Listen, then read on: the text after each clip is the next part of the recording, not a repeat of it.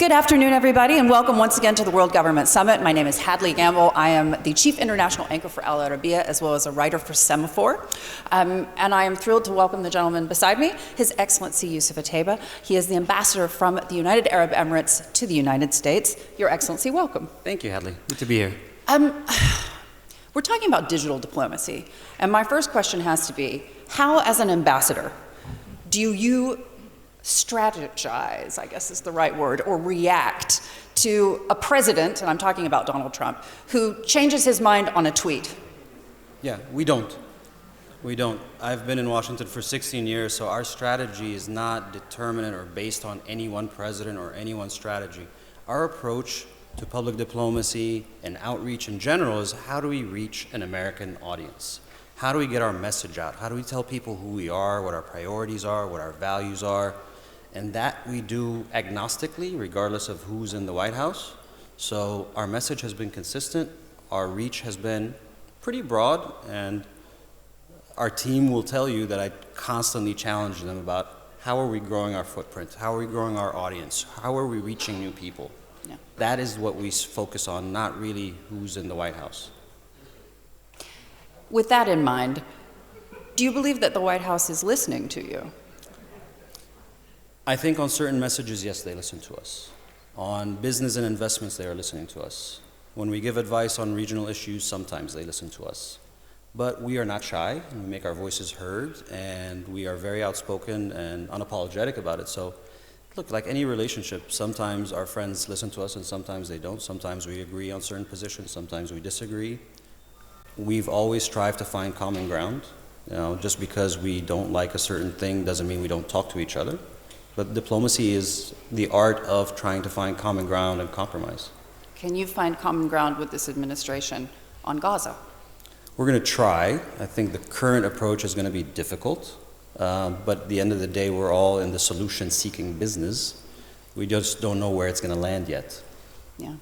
Tell me this. The UAE has made a major play, obviously, to be at the forefront, as they usually are, and this time with artificial intelligence. Now, the news in the recent weeks has been that DeepSeek has been able to do with open source things much more cheaply and frankly faster. And if that is the case, and people are still questioning this, but if that does turn out to be the case, does this in any way change the UAE strategy when it comes to investing in data centers and in energy?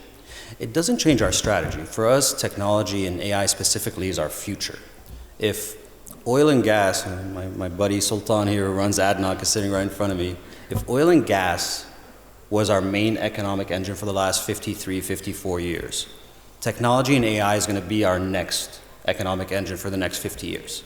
That's going to be the future. That's what's going to be driving our economy for as far as I know.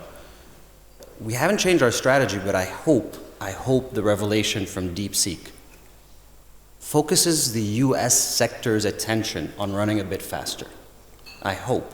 Sometimes when you think you're farther ahead in a race, you can be a little complacent. You can be confident that no one's going to catch up to you. But if you see the second place guy right up behind you, I hope it forces you to run a bit faster. And tell me this, obviously very different approaches on artificial intelligence from OpenAI versus DeepSeek. The Chinese essentially democratizing the data, democratizing this process. Are they going to be on the right side of history? I don't know how to answer that. I honestly don't know. All I do know is, to your term, I was in a meeting recently where the gentleman we were meeting with said whoever manages to democratize the technology faster is going to win this race.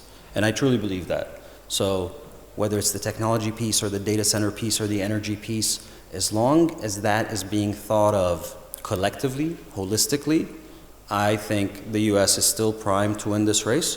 But again, it's, they have to realize that it is still a very tight competition. Yeah. How do you read what's happening in the United States today?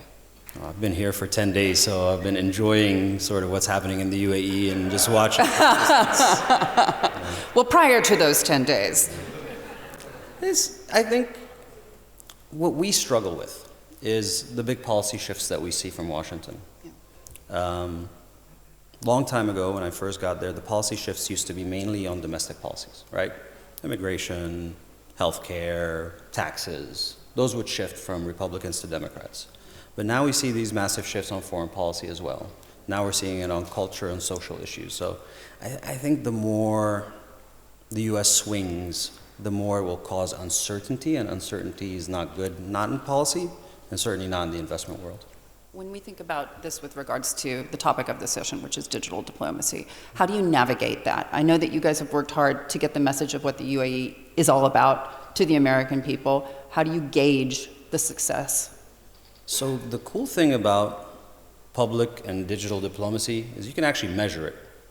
Traditional diplomacy, you can go to events, you can go to receptions, you can have meetings, but it's still impossible to measure results after, months or years of doing it. But with social media specifically, you can see how many people you've reached. You can see how many tweets and likes and shares. And so, again, our message has always been, here's who we are, here's what we believe in, here's what we're doing. And the one thing we try to cover both sides of is we're incredibly proud of our history, identity, our heritage, who we are. We're equally proud of where I think this country is going. And so we have to manage and cover equally our history and who we are and our future, what we're about to do. And one of the best ways to get a young audience or a young follower engaged is to talk about our plans, to talk about what's coming next, to talk about how we're going to improve healthcare or AI or education. That's what they tune into. Yeah. How difficult is it when you try to work between allies? I'm talking about the United States and China. This is a difficult conversation. You and I have talked about it many times over the years. We're potentially on the verge of a trade war. Yeah. Where does that leave the UAE? Our policy is always, it's not either or. We're going to have a good relationship with everyone. We're going to cooperate with everyone. We're going to trade with everyone.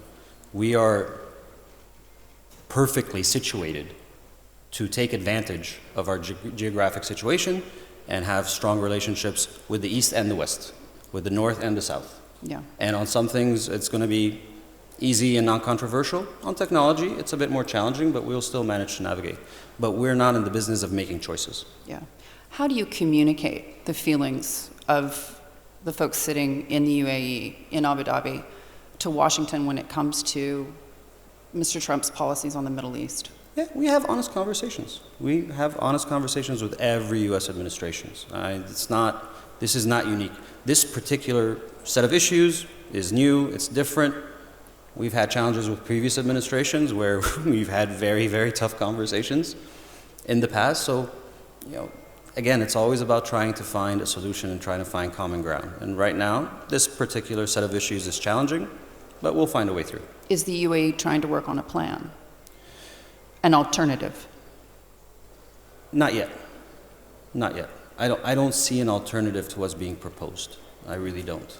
Yeah. And so if someone has one, we're happy to discuss it, we're happy to explore it, but it hasn't surfaced yet. Yeah. When you take a step back and think about the next 10 years, 4 years of Donald Trump, potentially 8 years of J.D. Vance, that's not beyond the pale.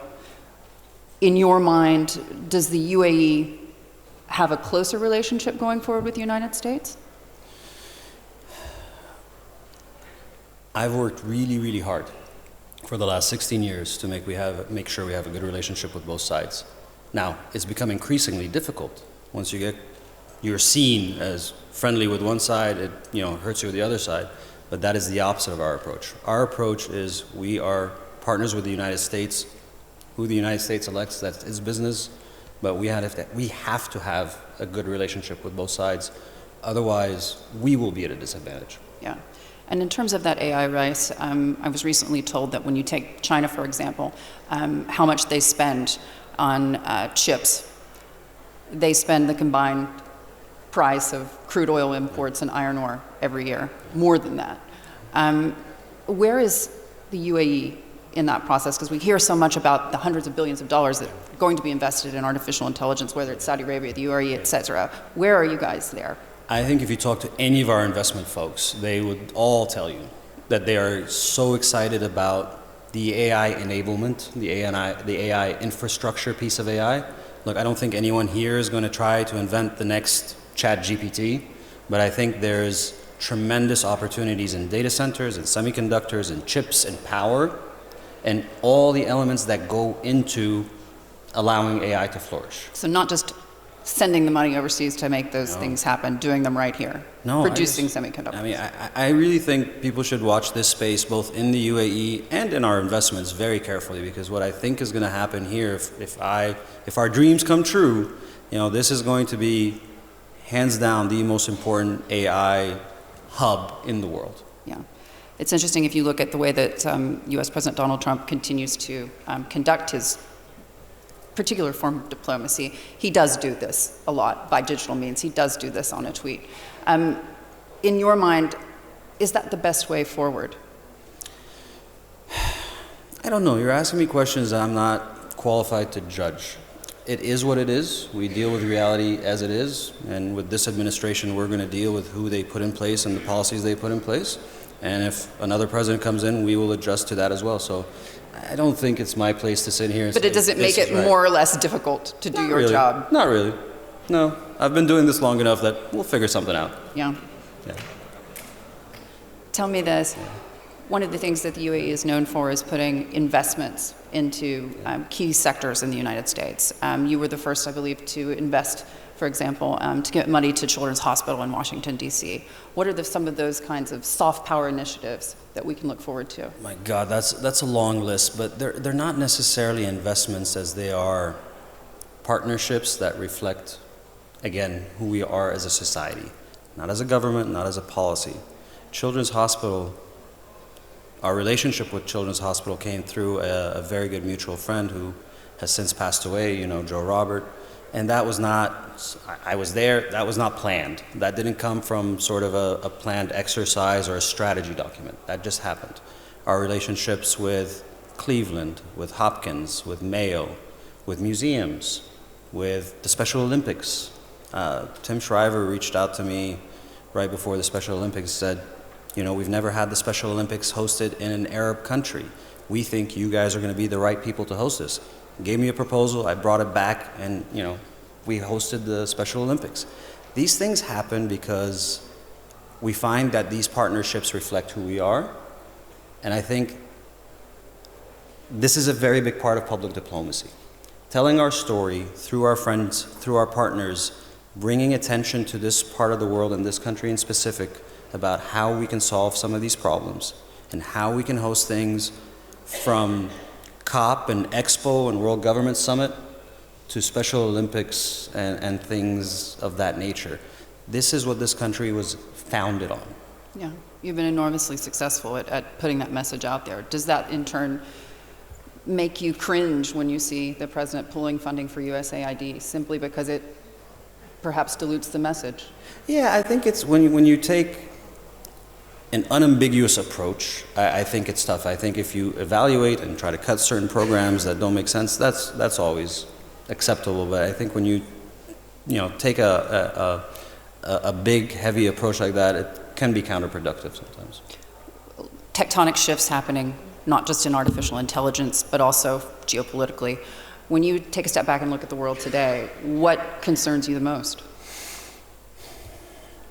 I worry that we sometimes, whether on purpose or by accident, try to divide the world into camps. And I think that doesn't suit our needs or our interests. I think dividing the world into labels doesn't really work and kind of can backfire. I think we should be focused on whoever believes in a common vision for the future. Do we agree that this is where we want to be in 10 years on healthcare, on education, on technology, on infrastructure? I think that's, if you're going to divide the world up, that's how you divide the world up, by people who believe in a certain roadmap. Yeah. It's a tough one because one begins to wonder if the campaign promises that we saw from President Trump are going to be possible. Of course, his main one, to end the wars. Yeah. Look, I don't know, but that's what he ran on. That's what he got elected. And so that's for the U.S. president and the administration. That's not for us. Yeah. Are we living in a era when the American, dream in your mind has died? I mean, you've had a front row seat for 20 years. I still think there's a lot of people who want to go to the U.S. I still see it around the world. I think people want to go, maybe it's not what it used to be, but you can ask the American ambassador how many people are applying for visas to the United States. Yeah. A lot of people want to come to Dubai. Yeah, and they're all welcome. Yeah. Yeah. Your Excellency, it was wonderful to see you. Thank you so much for joining us. Thank you.